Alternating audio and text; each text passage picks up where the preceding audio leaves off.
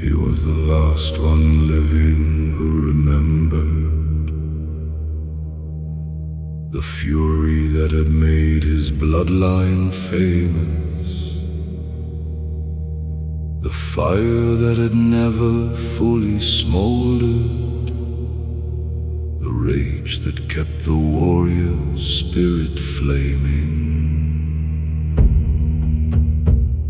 The world had changed around him like a tide.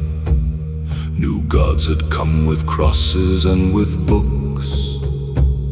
The old ways were not welcome to reside in halls now hung with different sacred hooks. The last Berserker stands between two worlds, while one fades out and the other unfurls.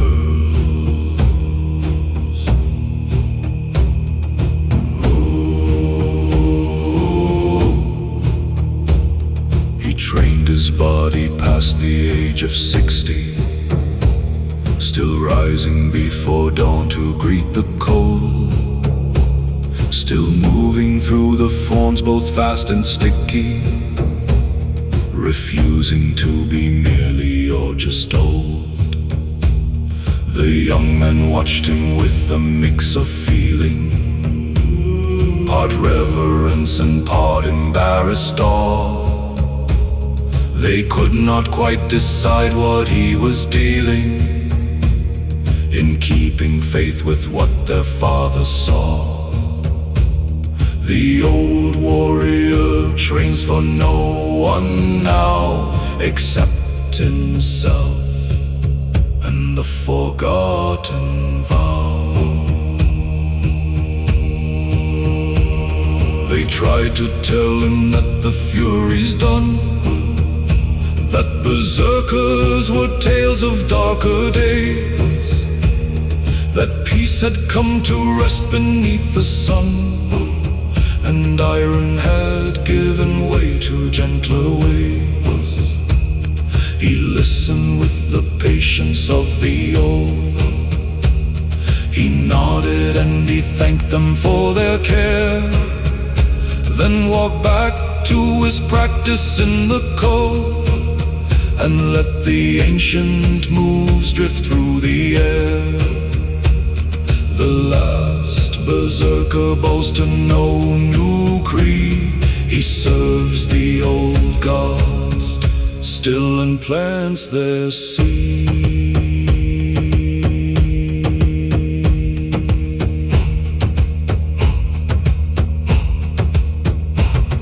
The day they found him, he had gone to sea. A small boat barely fit to cross the bay. He'd rowed himself to where the water free met the horizon at the edge of day. They never found the boat or what remained. The sea had taken back what it had grown. The Berserker had simply not complained, but chosen where and how to be alone. The last Berserker chose his own last wave. The sea itself became his proper grave. But something of him stayed behind the man, a feeling in the cold before the dawn, a sense that someone older than we can remember still is walking, not quite gone. The last Berserker is not truly last. He lives in those who will not be made small, who carry something forward from the past, who hear the old blood singing through the hall. The Berserker lives in every stubborn heart that will not let the ancient fire depart.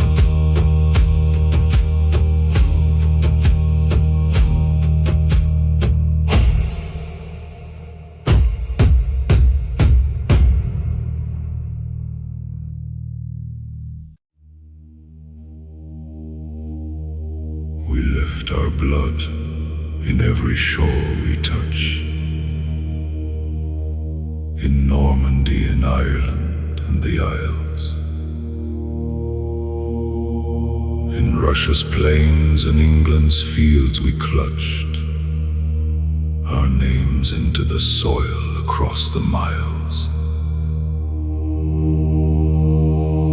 The Viking is not gone, just changed its face, dissolved into the peoples of the earth, became the DNA of every place, a piece of every subsequent rebirth. The Viking did not vanish, just dispersed into the blood of nations that came first.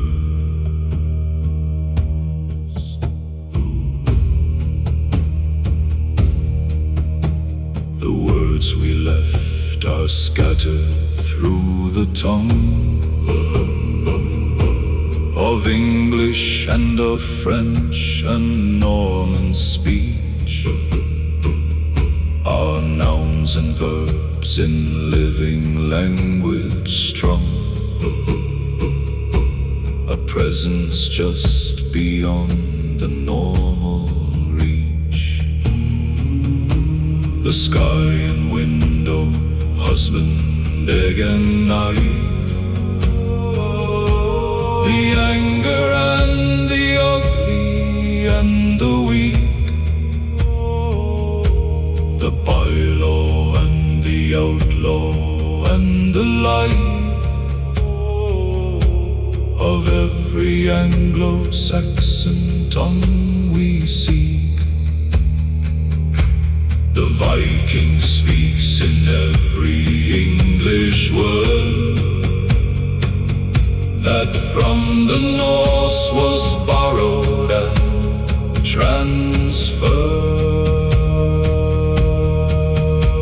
We gave the world its compass for the north, the understanding that the earth is round, the first to cross the western ocean forth, and plant a name on undiscovered ground. We gave the thing to Parliament and law, the concept of the jury, trial and code. We gave the world the hammer and the saw of seafaring upon the open road. The Viking legacy outlasts the blade in law and language, navigation made. The children of the North are everywhere, in faces that have never seen a fjord, in hands that carry Viking craft and care, in hearts that feel the pull of the accord. You do not need the ancestry to claim the spirit that the North has always kept. You need only to live up to the name of those who never rested, never slept. The Viking lives in those who choose the sea, the unknown shore, the will to just be free. So here we end where we have all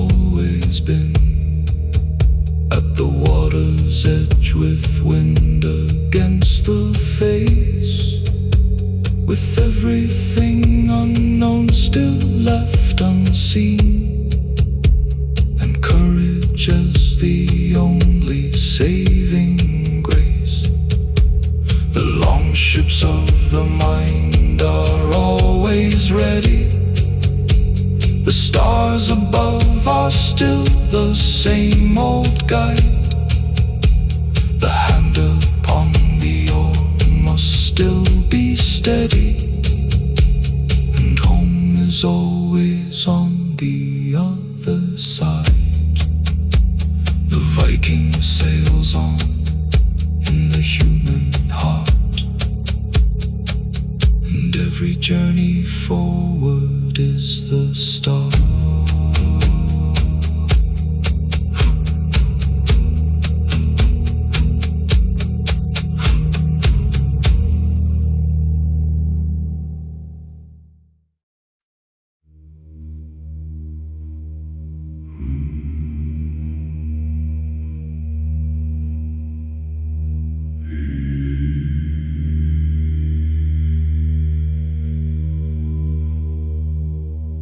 He sat beside the fire with crooked hands, the elder who had sailed in younger years, who'd fought on 7 shores across the lands, and carried all of it without his tears. The young men came to him with burning eyes, with questions forged in eagerness and pride. He answered slowly, watching how time flies, and told them what the decades had supplied. The elder speaks from where the young can see, from past the horizon of what youth can be. He said the bravest thing I ever did was not the battle where I lost my hand, was not the storm that nearly closed the lid on everything I built and loved and planned. The bravest thing was when I chose to stop, when I saw the raid was wrong and said it loud, when I walked back from the blade's last drop and bore the name of coward from the crowd. The elder's bravest deed was knowing when to stop and stand alone among the men. He said the sea is not your enemy, it does not hate you, does not wish you well. It simply is what it has always been, indifferent, cold and older than your will. The sailor who fights the ocean always loses. The one who learns to work with what it gives, who takes the wind as generously it chooses, is the one who sails the longest and who lives. Make the sea your partner, not your foe, and it will carry you where you need to go. He said, love fiercely everything you touch, the ship, the blade, the hand that holds yours tight. For nothing stays as long as we need much, and morning comes before you're done with night. I wasted years in anger at my losses, in pride that kept me from the ones I love. I counted up the gains and all the costs, when I should have been holding, not because grudged. The elder's deepest lesson is to hold what's warm before it turns to stone and cold. He died that winter with his hand in mine. Oh, the fire burning low beside his chair. He said one word and crossed the final line, and left the room with something less of air. I kept his knife and wear it at my side, not as a weapon, but a kind of thread, a connection to his weathered patient guide, a conversation with the honored dead. The elder lives inside the things he left, and those who carry them are not bereft.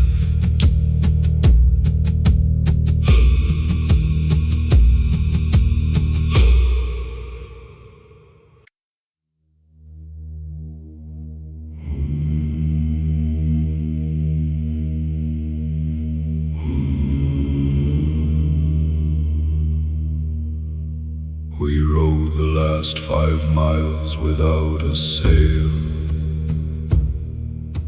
The mast laid flat to hide against the gray.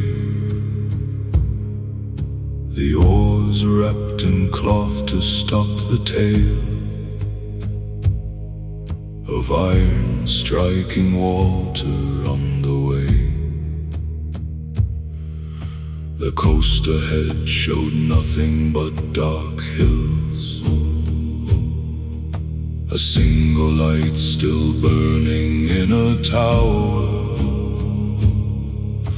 the watch half sleeping in the morning chills, the settlement at rest before the hour. The silent approach is half the battle won. The raid succeeds before it has begun.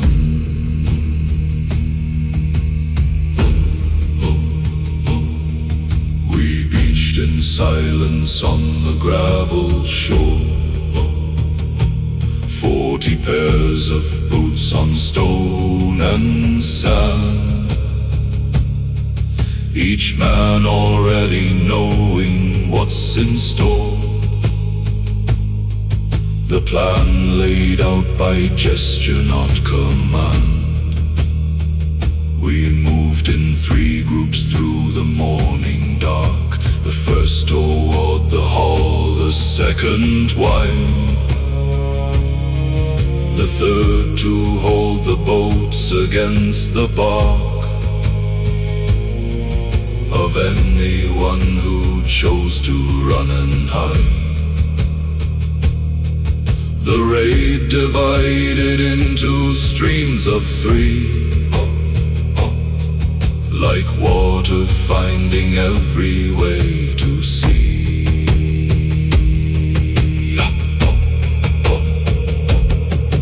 The doors gave way before the first horn blew. The silver was already in our hands, before the village woke to something new,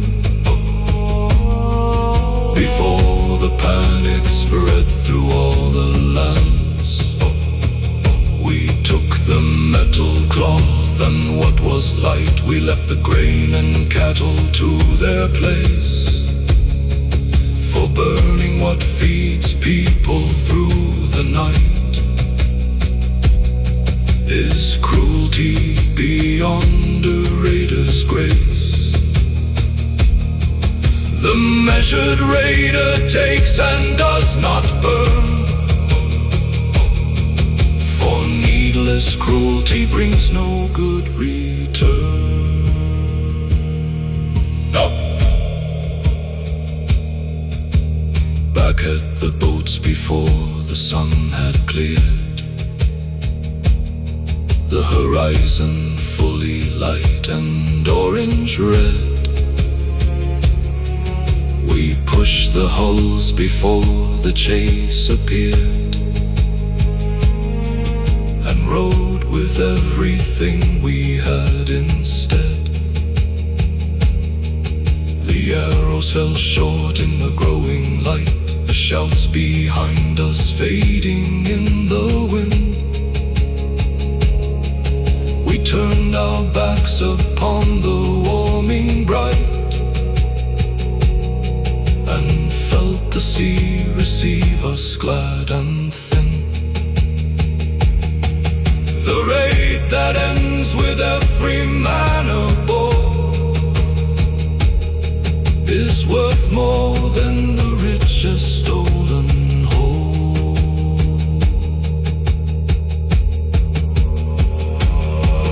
That evening, counting silver in the hold,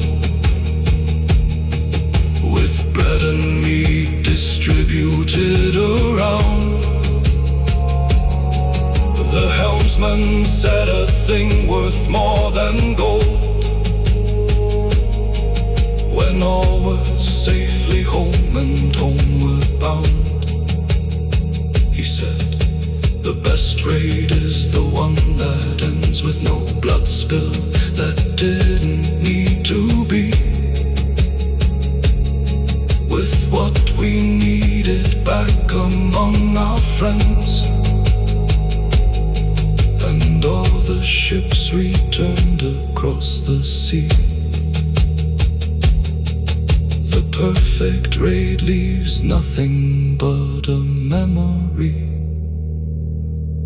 and every man sails home alive and free.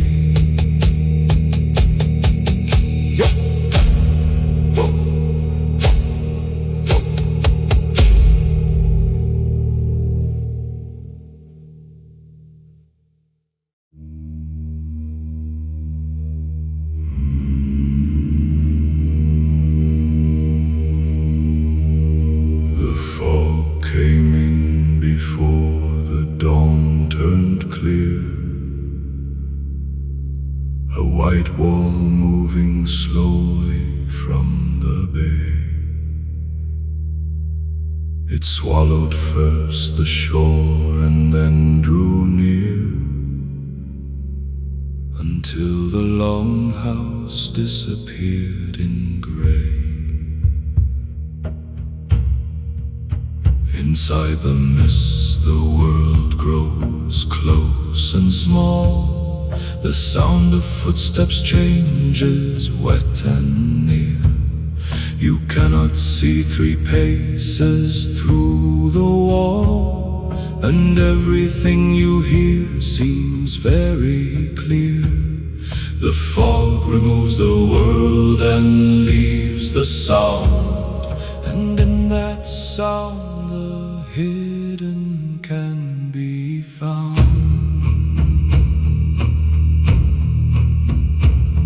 The sailors feared the fog more than the gale, for gales can be predicted, watched and read, but fog arrives without the usual tale, and leaves the navigator full of dread. We use the sound of waves on unseen shore. We use the depth line dropped into the grave. We use the smell of kelp and seabird lore, and move through blindness one uncertain way. The fog navigator sails by all but sight, and earns his knowledge in the muffled white.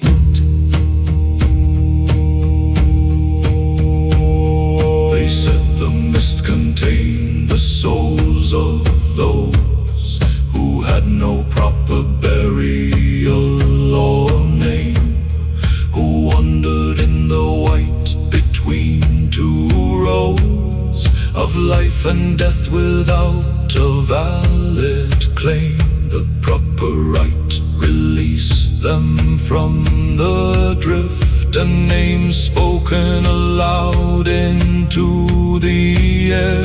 A small meal left beside the shore as gift, a moment's recognition, small but rare. The mist-bound soul needs only to be named, and given back the self that fear had claimed.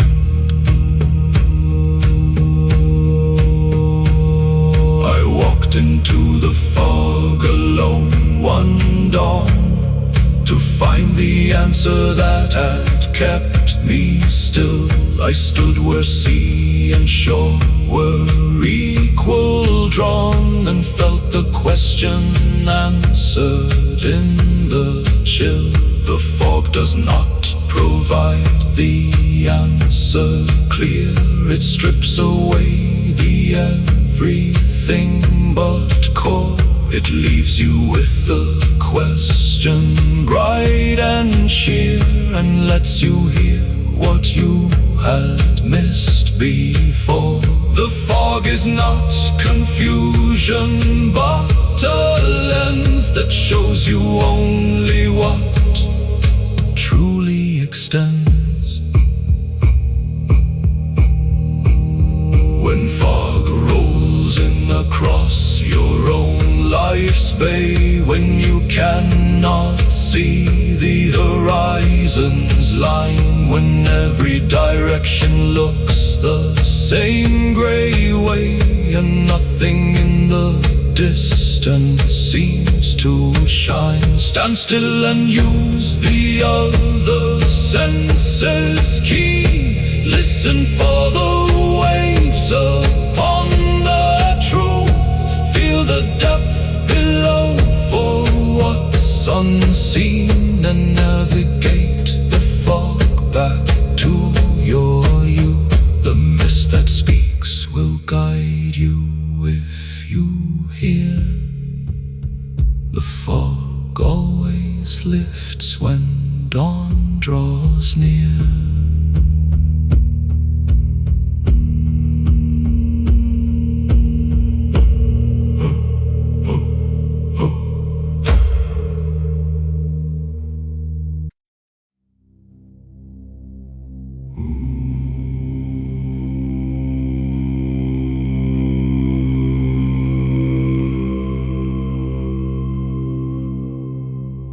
East of Midgard, past the darkness deep, the iron forest stands on blackened ground, where metal trees in iron silence keep their iron leaves that never make a sound. No bird will nest inside those iron boughs. No squirrel runs along those rigid limbs. The only life that iron forest allows are the she-wolves born along its hollow rims. The iron forest breathes the darkness whole, a place where something hungers for the soul.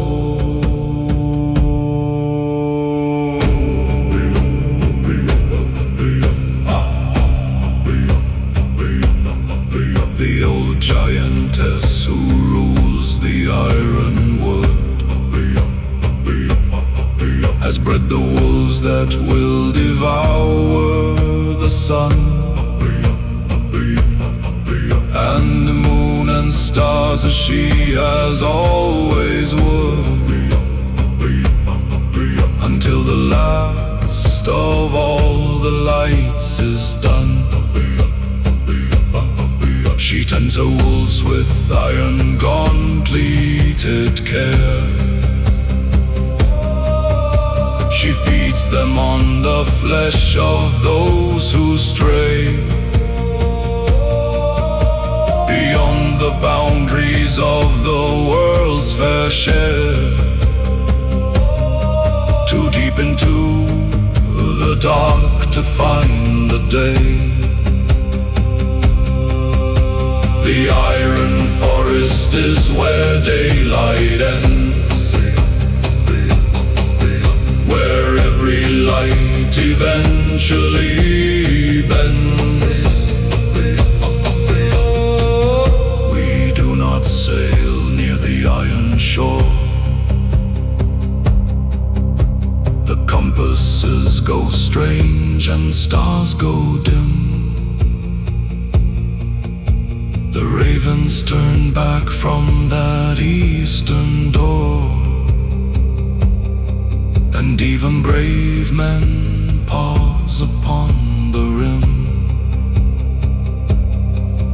But once a generation someone goes, a fool or hero, neither sure which one. Who needs to see what only darkness knows? Who needs the truth of what cannot be undone? The iron forest calls the reckless brave, and shows them something past the farthest wave.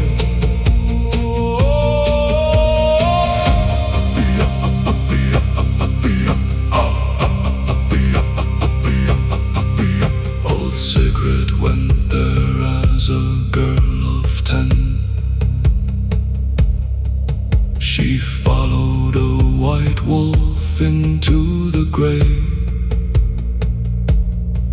and walked back out 3 days and nights, and then, with iron in her eyes and something to say, she never told a single soul she met what she had seen inside the iron dark. She only smiled and said she'd not forget, and carried something burning like a spark. The iron forest leaves a mark inside, knowledge too immense to let reside. The iron forest reminds us of the cost of every dawn that rises warm and clear, that somewhere in the dark what light has lost is gathered in the wolves that we should fear. We value dawn because the iron night exists beyond the limits of the known. We kindle fires to hold against the bite of what grows in the darkness on its own. John Vither breeds the wolves that test the light, and dawn is sweeter knowing of the night.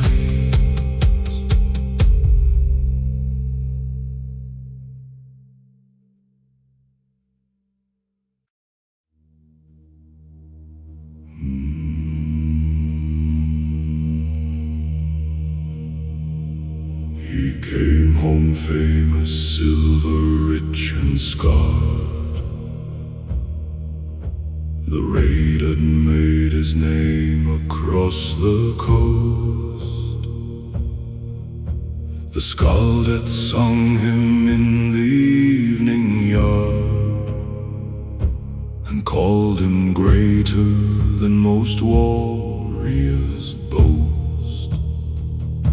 But what the skald had not sung was the price The 3 long years of absence from the hall, the children grown past knowing him precise. The wife turned inward past his outer call. The price of glory is not paid in blood, it's paid in time, let run away like flood. His eldest son looked at him like a stranger, a large man filling up the doorway frame,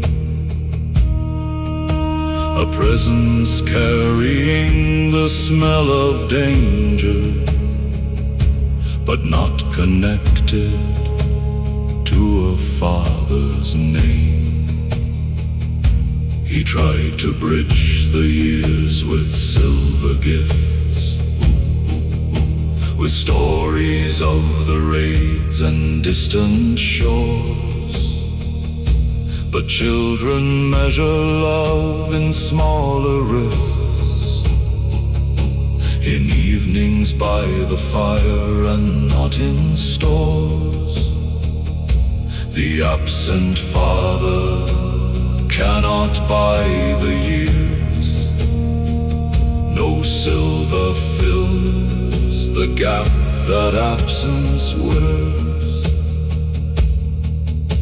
His wife had kept the hall with iron grace, had settled every dispute and kept the peace, had held the keys and occupied the place he'd left behind without a proper lease. She welcomed him with warmth but not with fire, the warmth of those who've learned to need less heat, who found a way to rise a little higher than the need that once made life complete. The wife who kept the hall alone too long has learned a kind of self-sufficient song.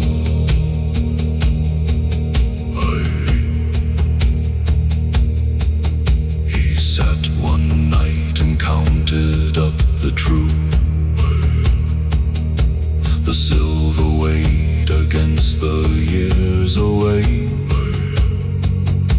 the fame assessed against the love he knew, had cooled in exactly 3 years delay. He found the numbers would not balance out, no raid was worth the stranger in his son, no scout's verse worth a single child's doubt about the father who was always gone. The warrior's accounting always fails when love is left off all the glory scales. He put the axe away before the spring, he built a fishing boat and stayed the shore. He let the younger men have all the ring of distant raids and fame, and nothing more. Slowly the sun came to the boat each dawn, slowly the wife rekindled what had cooled, slowly the years of absence were redrawn by years of presence, patient and retooled. The greatest raid a warrior ever makes is staying home for those whose heart he breaks.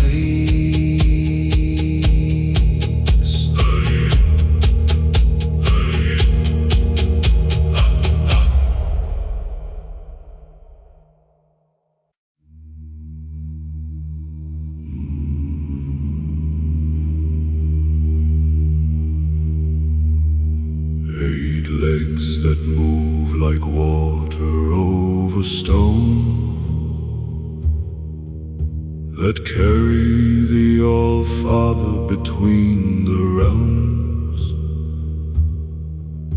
No gates stay shut, no world is off alone. When Sleipnir takes the reins and overwhelms.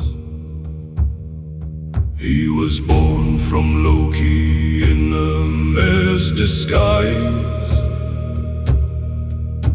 the price paid for a builder's failed wall.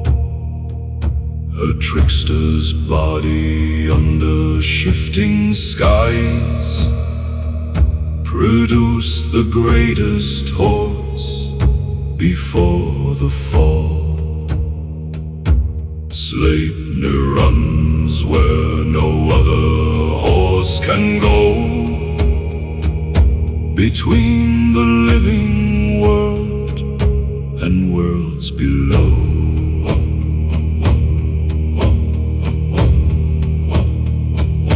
He carried Hermod down to Hell's cold gate, when Balder died and all the gods wept long. He ran the path between the living state and where the dead reside beyond all song.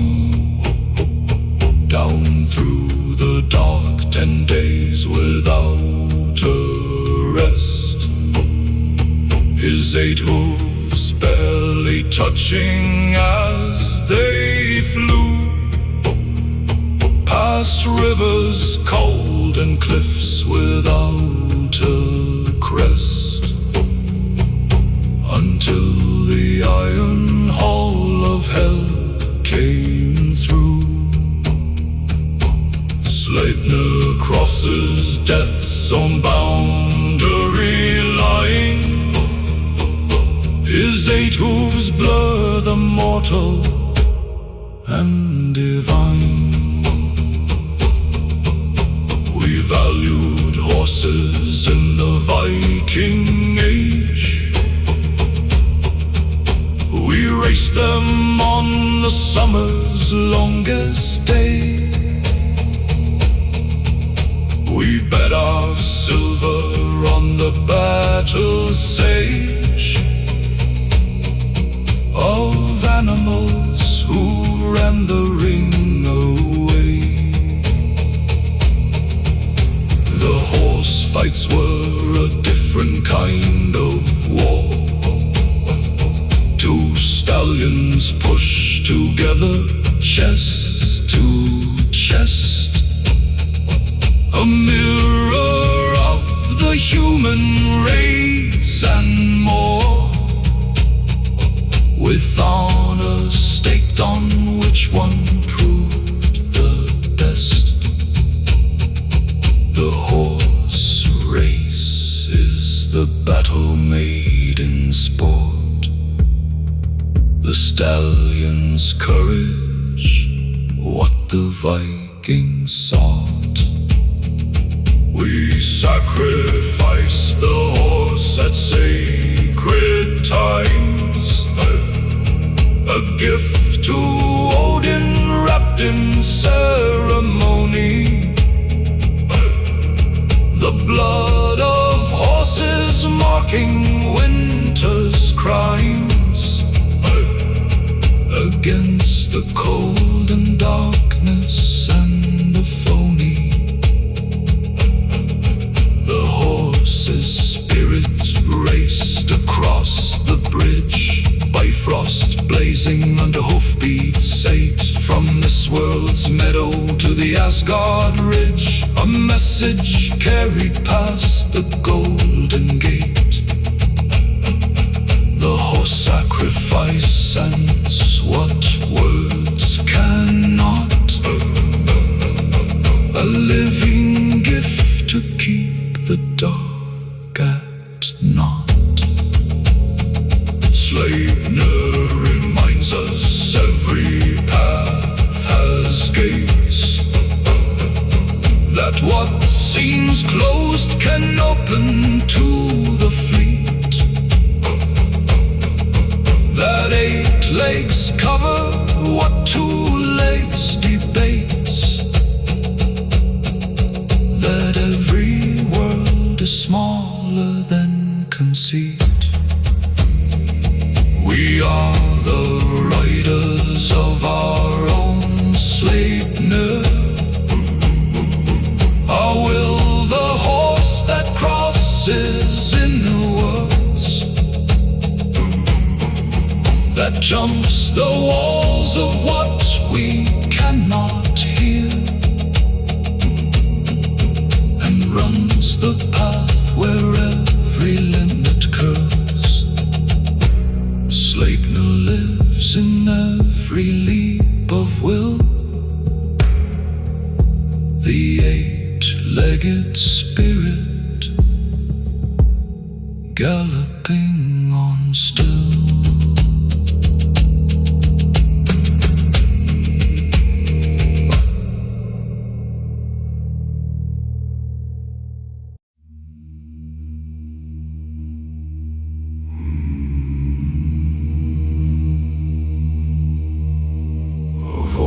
Gods, the silent one endures. He speaks no word through all the ages long. He sits apart and waits while each one cures the wound of being mortal, brief and wrong. Vidar wears the thickest boot of all, made from the leather scraps that cobblers leave. He waits to use it at the final fall, at Ragnarok, when gods begin to grieve. Vidar's silence holds what words destroy, the patience that outlasts all pain and joy.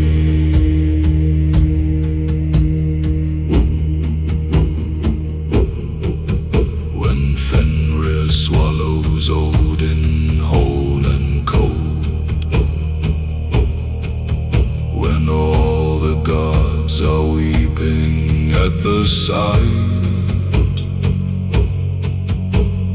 Vidar steps across the wolf's great fold and drives his iron boot into the night. He plants his foot upon the lower jaw, he tears the upper jaw with leather-clad hand. He kills the wolf without a word or awe, in perfect silence on the broken land. The silent god avenges without sound, his boot the only word that need be found. They say Vidar is the forest and the still, the place where even birdsong finds its rest, the clearing in the wood beyond the hill, where silence is the deepest gift and best. We sought him in the places without noise, the frozen lake at 3 before the dawn. The moment after snow has killed all voice, when the world holds its breath before the born. Vidar lives in every silence kept, in every word unspoken, every wept. After Ragnarok, when worlds are remade clean, Vidar walks the green fields born from ash. He is among the handful who have seen the death of gods and lived beyond the crash. He carries something that the others lost, the long perspective of the one who waits, who paid the silence tax at any cost, and found himself still standing at the gates. The God who outlasts everything is still, for stillness is the ultimate of will. We honor Vidar when we choose the quiet, when we resist the urge to fill the space, when we sit with what we feel without a riot of words to push the feeling from its place. The silent God teaches that the mouth is not always the weapon of the wise,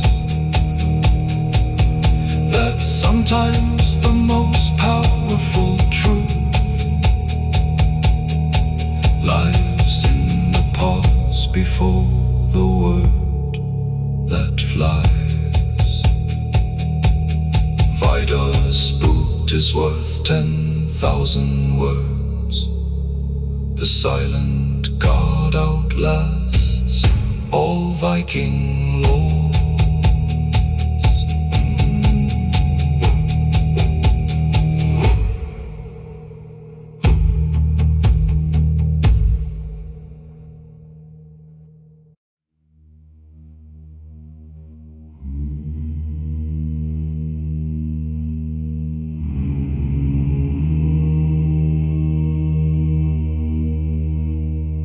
His father Eric found the frozen green, the island that would carry the red's name. But a leaf looked further past what could be seen, and heard a rumor of a wilder claim.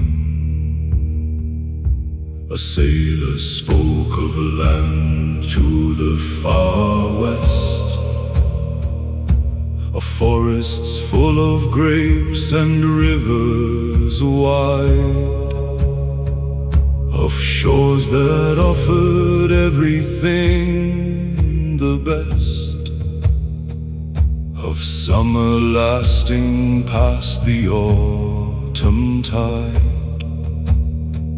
Leif heard the tale and could not let it rest. The West was calling louder than the rest.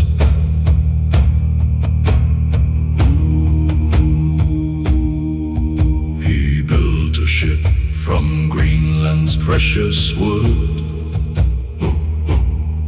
assembled 35 to sail the deep. They pointed west as every brave man should, and left behind their homes and winter's sleep. 3 weeks they sailed without a sight of land, the sea so empty that the men grew thin,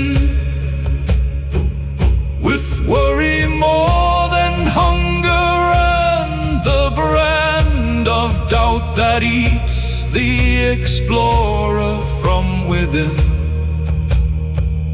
The explorer's greatest enemy is doubt, the voice that says turn back before you're out.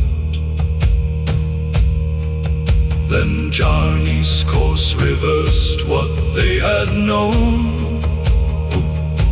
The land rose green and slow above the rim,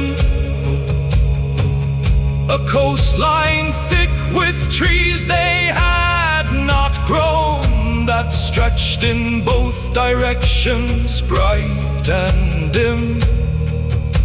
They beached and tasted grapes that grew wild there. They cut the timber, filled the water casks. They breathed an air unlike the northern air, and answered every question that one asks.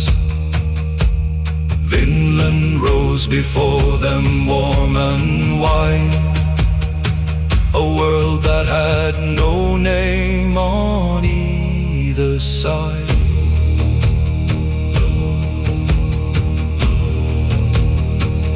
They built their houses from the straight-grown pine. They fished the rivers running full of fish. They found that everything was by design, exactly as a hungry sailor's wish. But the people of that land had claims of old. They watched from forest edges still and tight, and eventually the watching would grow bold, and what had seemed like paradise turned fight. The world already had its people there, and newcomers must learn the weight they bear.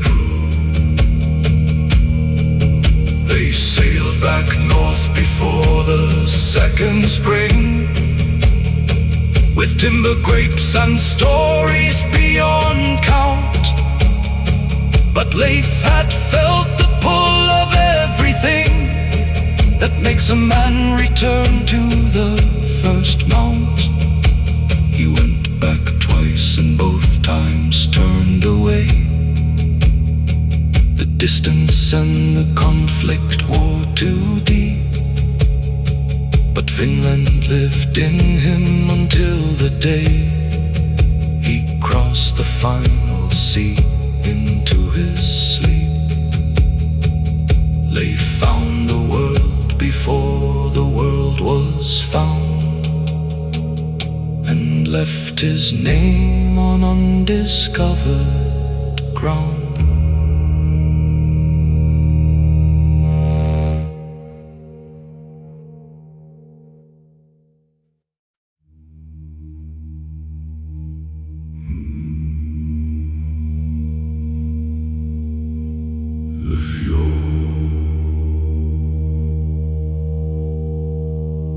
The fjord breathes slowly when the ice moves in.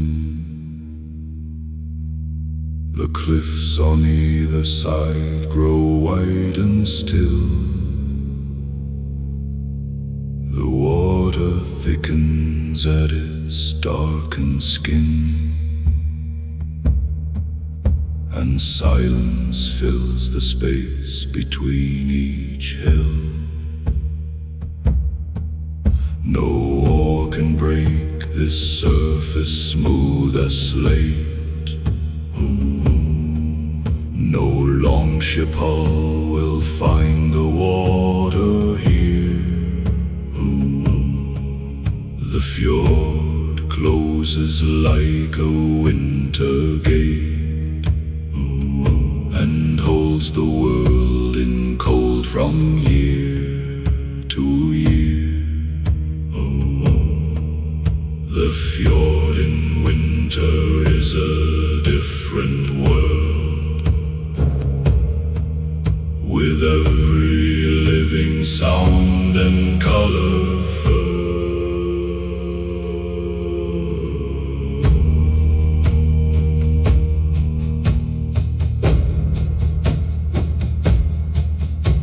The ice speaks in the night with cracks and groans, a language of expansion and the cold. The pressure building through the frozen bones of water that has stories still untold. We lay awake and listen to the ice, the way we'd listen to a restless elder who has to speak despite the given price, who holds too much to let the silence melt here. The ice at night reveals what silence hides, the pressure that beneath all stillness rides. The children ran across the frozen face, their leather shoes on ice are scraping bright. They fell and slid and laughed inside the space that summer made impossible despite. The fjord that swallowed ships in open sea now held the smallest child on its back. The transformation from the wild to free, from deadly deep to playground without crack. The frozen fjord is the sea made safe, a brief and brittle truce with no more chafe. We carve the ice for water and for cold. We stored it in the earth beneath the hull to keep the butter fresh and meat controlled through summer's heat before the autumn's fall. The winter gave us what the summer needs. The fjord's ice preserved the summer feast. The cold that killed became the cold that feeds. The circle turning never ceased. The Viking wastes no season and no cold. Each gift of winter's worth its weight in gold. The thaw comes always in the end of things, a crack and groan and then a rushing sound. The fjord breaks open wide and spreads its wings, and water fills what ice had tightly bound. The longships slide back into their element. The oars rise dripping from their winter rest. The crews return with purpose